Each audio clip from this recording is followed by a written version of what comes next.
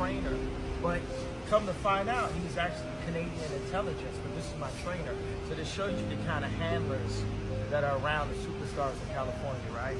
So it says, I'm going to help you one of a couple ways. First, you and I sit down and have a loving and open conversation, but you don't use cuss words.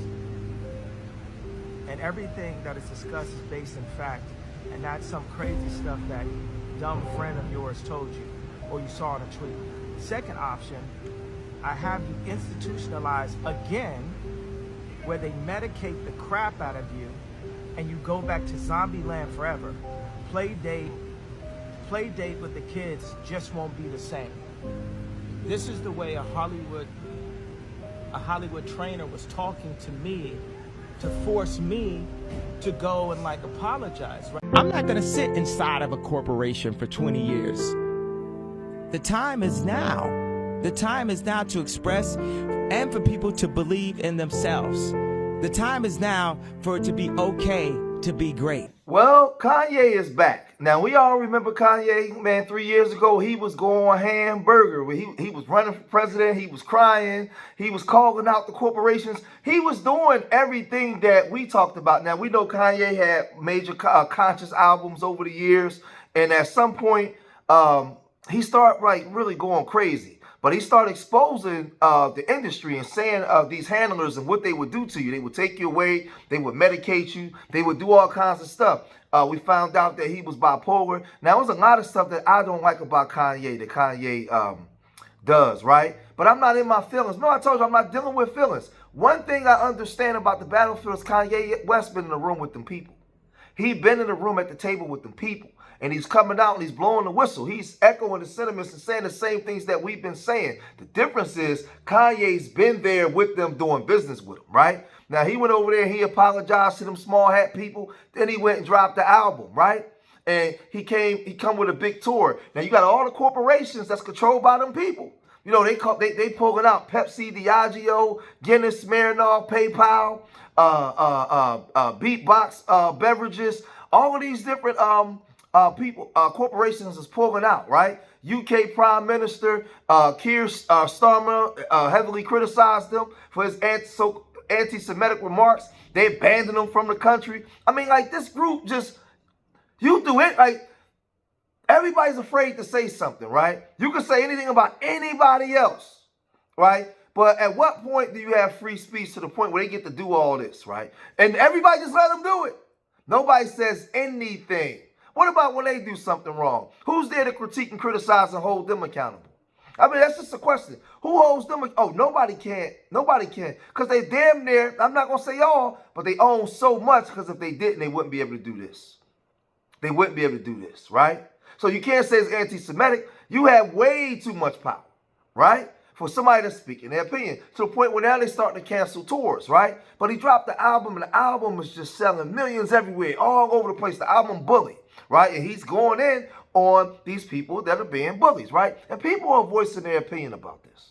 Let's get into Kanye West from a legal perspective. A brief background. So from the top, Kanye West drops his apology letter and people are like, oh, he's going to drop an album. And he did, in fact, drop an album. His first concert back sells out. Cancel culture, as I've said before on this page, is not real. Exhibit A. So now he's headlining this music festival and the sponsors are pulling out because they're getting backlash because, well, it's Kanye West. Unless you've been under a rock the past 5 to 10 years, you'll know what I'm talking about. And my question is, did the sponsors not know Kanye West was headlining? Because if you didn't know, okay, fine, I can understand being surprised and pulling out. You spend your money as you see fit. But I have a sneaking suspicion that when the paperwork went through, before things were signed and before the dotted line was signed in blue pen, y'all knew exactly who the headliner was. You just did not think people would be upset about the headliner. My second and follow-up question is, when these sponsors say that they're pulling out, are they actually pulling out? Like, are they taking their money back, or are the dollars already spent and now you just don't want your name on the billboards and posters and things? Because those are two very different conversations. If the contract is already signed, you typically do not just get to wake up one day and actually say, never mind, the public is upset, so we're out. That's not typically how contracts work. Unless there's some sort of clause that gives these sponsors a way out, they're probably still financially tied in. So I think what's happening is the brands are not fully pulling out. They're just removing their name, removing their branding, trying to distance themselves publicly while still being locked in behind the scenes. And if that's the case, this all does feel, hate to say it, performative. Like, the brands do not really care. I think a more likely scenario is the sponsors did know, didn't care, and then people started getting loud, they started getting backlash, and now they're like, okay, fine, take our name off of the posters and the billboards. That's just how I'm looking at it. See, that sister was spot on because she knows how those the parasitic elite bloodsuckers work. They listen, he's money. They gonna go where the money go. But when the public backlash come, they gonna act like they care, and hey, we're gonna remove ourselves from anything associated with Kanye, right? Now, mind you, like I said, I'm not the greatest fan of Kanye with a lot of things that he do, and the women he chooses to lay down with, all that kind of stuff. I don't rock with that, right? But it ain't about my feelings. I'm just looking at it from a pure perspective of him being a black man and being in a room with them people, and he's coming out the room telling us everything that we've been saying. Right? So it's not about liking somebody. Remember I told you, don't deal in emotions. Forget F your feelings and how you feel about something. We understand we're on the battlefield and we studying the playbook. So don't come with no emotional feeling stuff. I'm going to block you. Get up out of here. I'm going to get you out of here. We ain't got time for that. We got to deal with what it is, right? And operate from a position of what's there, right? What's there. So for me, he's calling this stuff out. The album is called Bully. Right? He's calling these people out. He's holding them accountable. Right? And there's a lot of W's that are upset.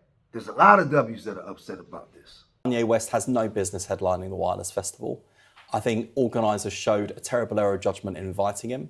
These weren't a couple of off-colour remarks. These were, I think, a pattern of behaviour.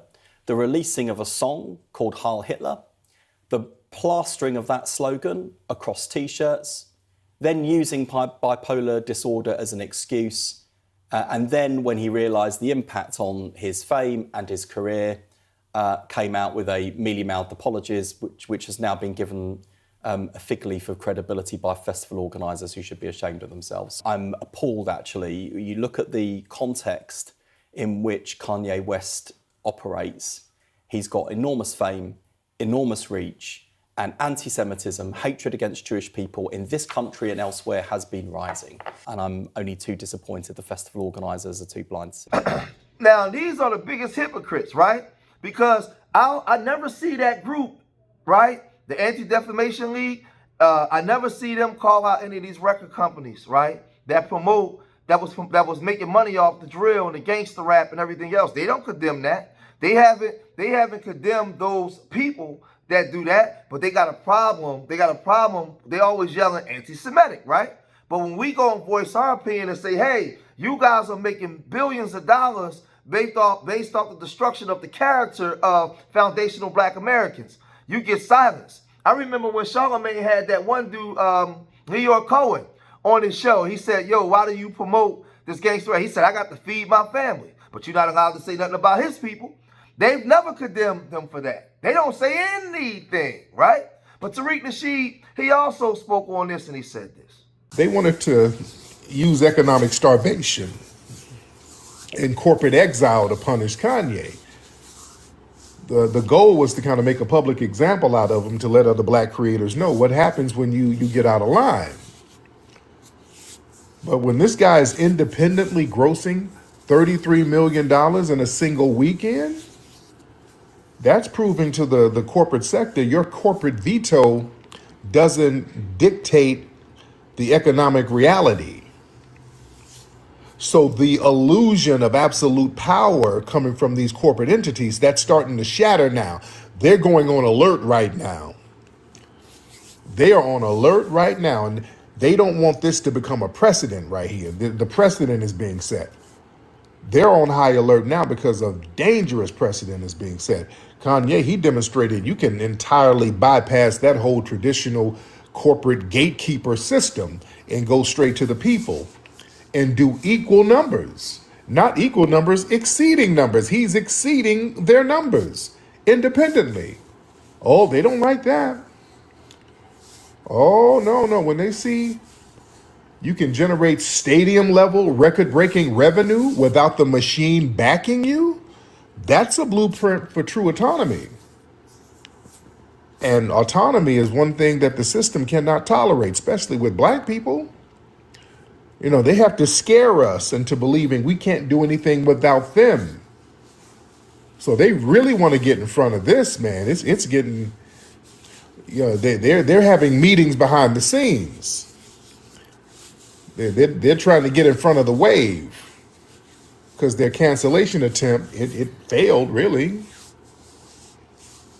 So they're trying to get in front of the massive wave. Yeah?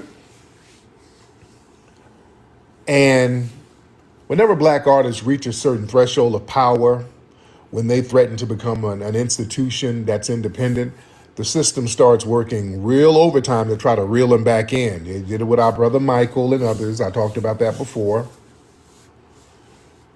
Even with our brother Prince. When our brother Prince started challenging the corporate sector, Warner Brothers owning his masters. Prince was another rider. We really underestimate our good brother Prince. Prince understood his power. I think Kanye is kind of following that lead. Prince understood his power. He was like, I don't really need this corporate sector. Remember, Prince would go on tour and sell out shows on his own independently. Prince made a point to do business with black people. He said, are you black owned? I'll do business with you if you're black owned. He was very big on doing business with black owned entities. Prince was big on that. Yeah. Prince was a rider. Prince was a fan of the Hidden Colors movies.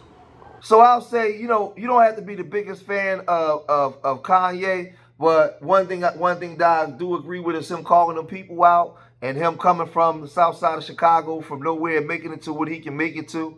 And, you know, like I said, be careful with the dominant society, man. Being those people that's contracted in with those folks, right? You got to be careful. You eat the meat, you throw out the bones.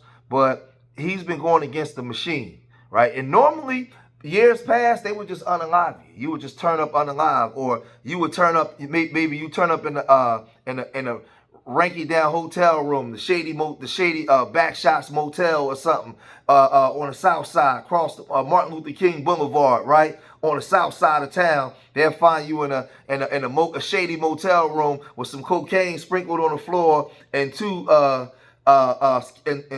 Skittles men with wigs on, right? They'll find you in there and then ruin your credibility, right?